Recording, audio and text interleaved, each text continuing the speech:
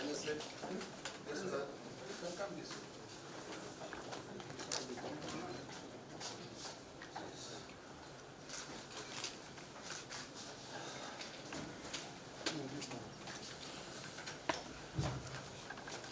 Let me also welcome the chairman of the Economic and Financial Crimes Commission, Rashid Bawa, who is also attending the meeting for the first time.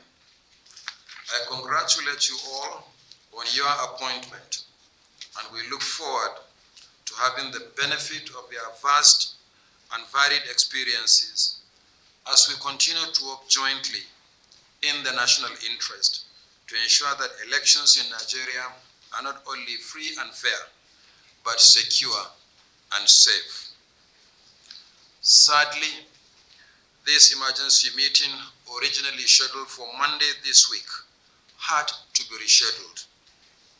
The death in active service of a member of this committee, the former Chief of Army Staff, Lieutenant General Ibrahim Attairu, was a tragic loss to this nation. May I, on behalf of the Commission and ICSES, extend our condolences to the Nigerian Army and the Nigerian Air Force for the loss of the Chief of Army Staff and other officers. It was indeed a monumental loss, and we pray that God will grant them eternal rest and comfort their families. May we all rise to observe 1 minute silence in honor of the Chief of Army Staff and other officers.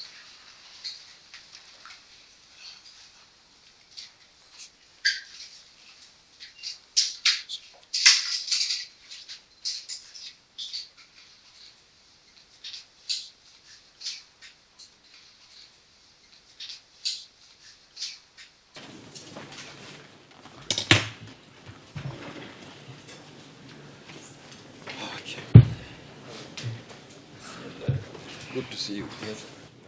Since the conclusion of the 2019 general election, the Commission, working with the security agencies, has so far conducted 4 end-of-tenure governorship elections and 28 out of 32 by-elections. On this note, may I also extend our condolences to the Inspector General of Police and other security agencies for the loss of their personnel on election duty, the most recent of which occurred during the Ekiti East State Constituency by-election on 20th March 2021. May God comfort their families, as well as the families of voters who lost their lives during the election. The Commission has already indefinitely suspended the by-election. In the next 9 months, 2 major elections will be conducted.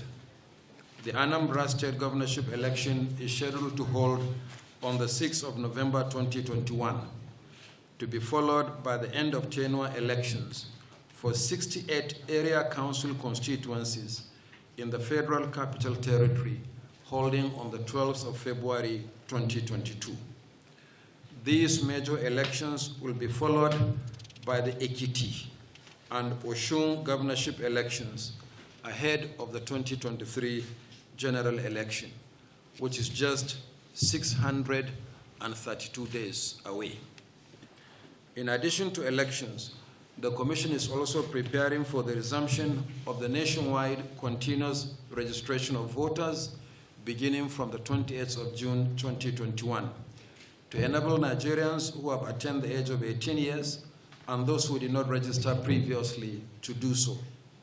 Similarly, registered voters who wish to change their voting locations and those who wish to correct their names and other details on their permanent voters' cards can do so.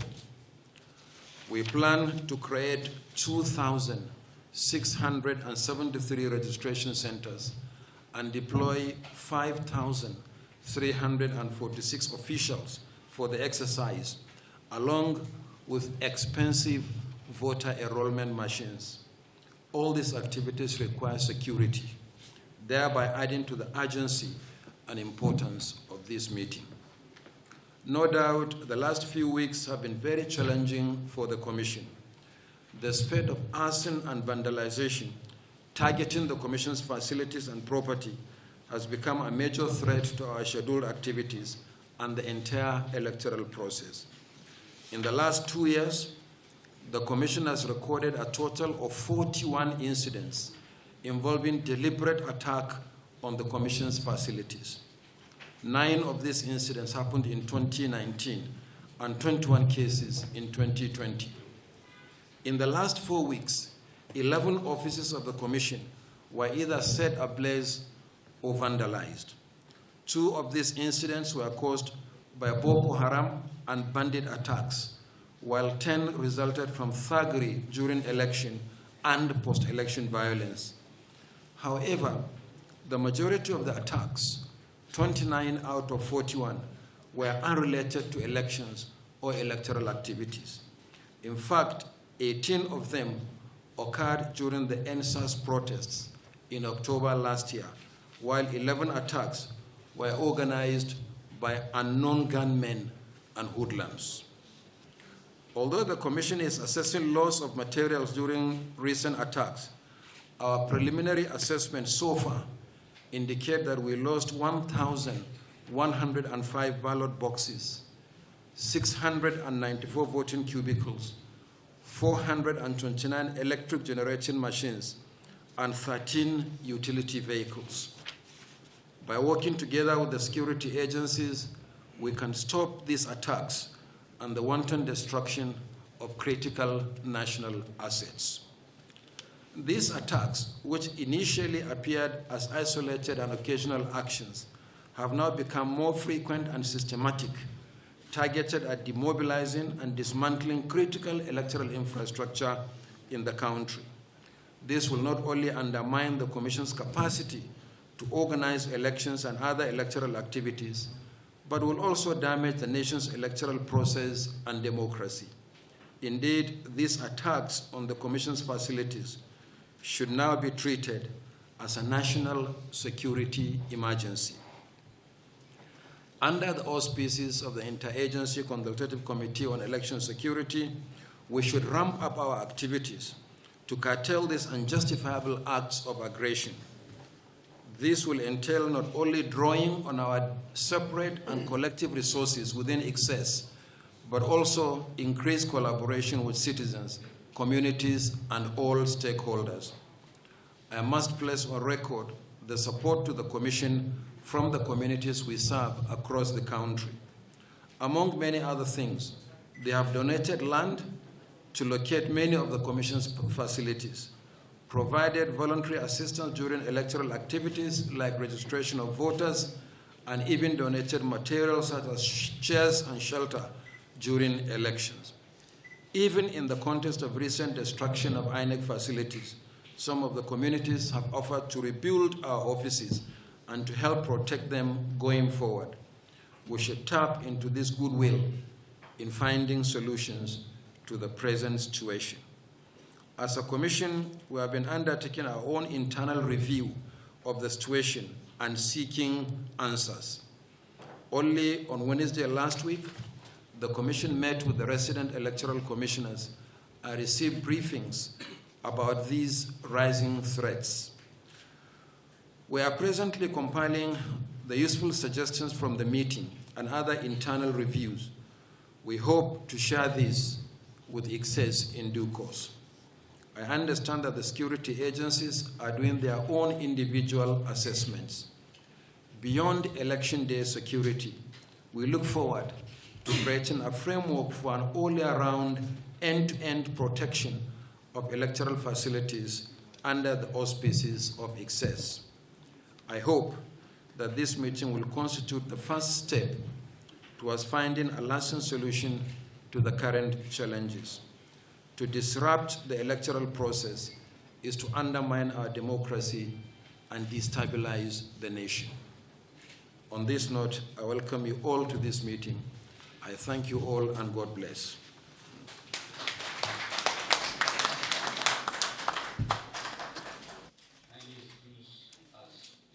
Of the Chief of Defense Staff Service Chiefs, my brother, the Inspector General of Police, Directors, Commissioners of INEC, members of excess, gentlemen of the press, I would like to commence by acknowledging the remarks of the chairman, INEC, and also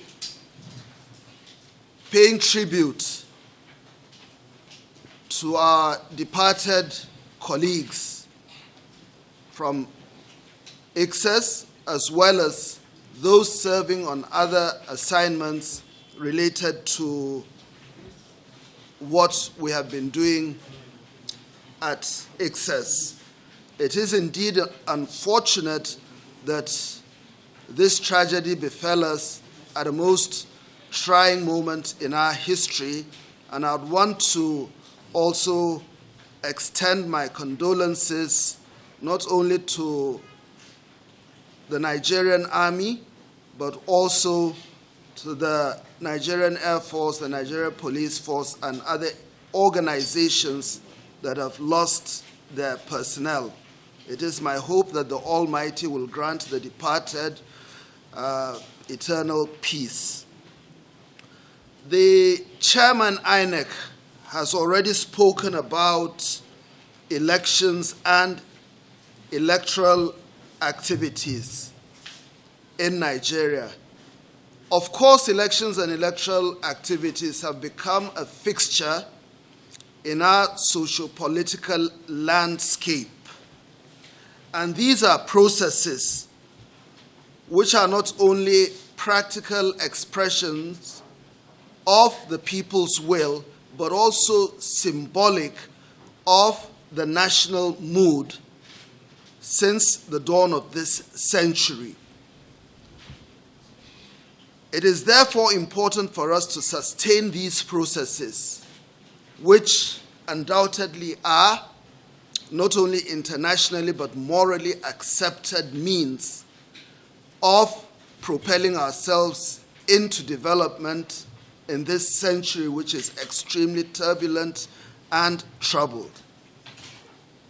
For us in Nigeria, obviously we've seen a lot of activities. We've had a lot of unwanted experiences which have affected the electoral process.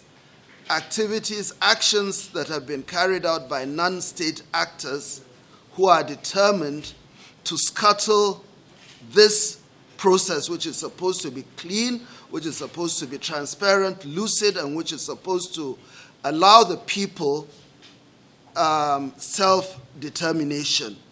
Of course, we are gathered here to look at means and ways of quickly stopping the rising spate of criminality, violence, and distraction towards the national effort.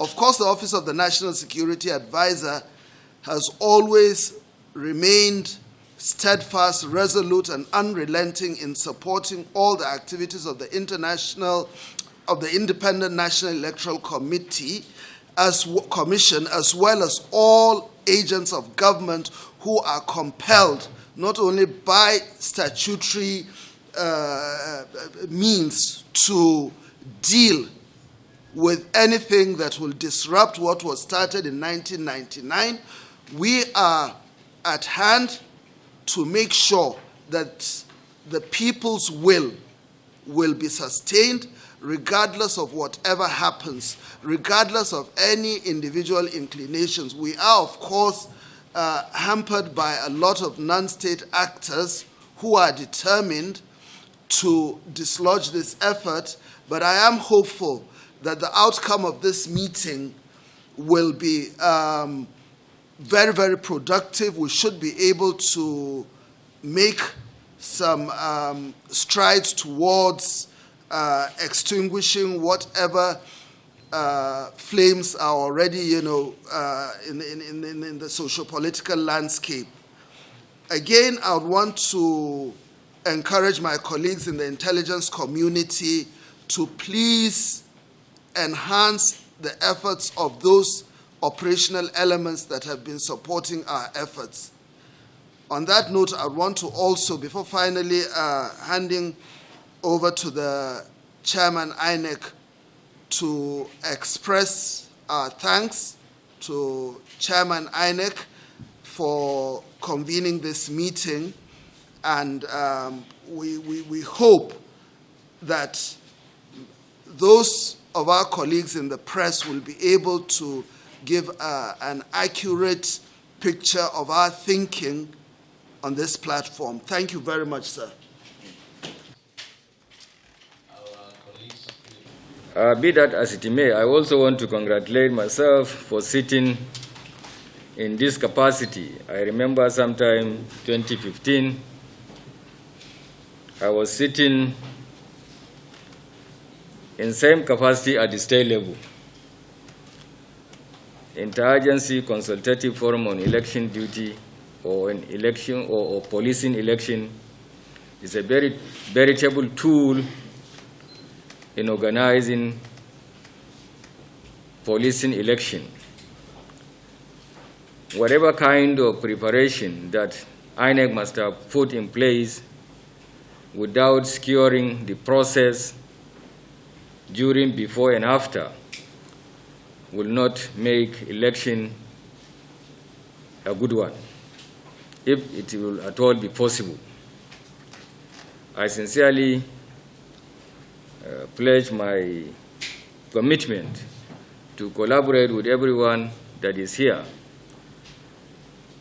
to lead in policing the election process that is going to come any time from now. I wish to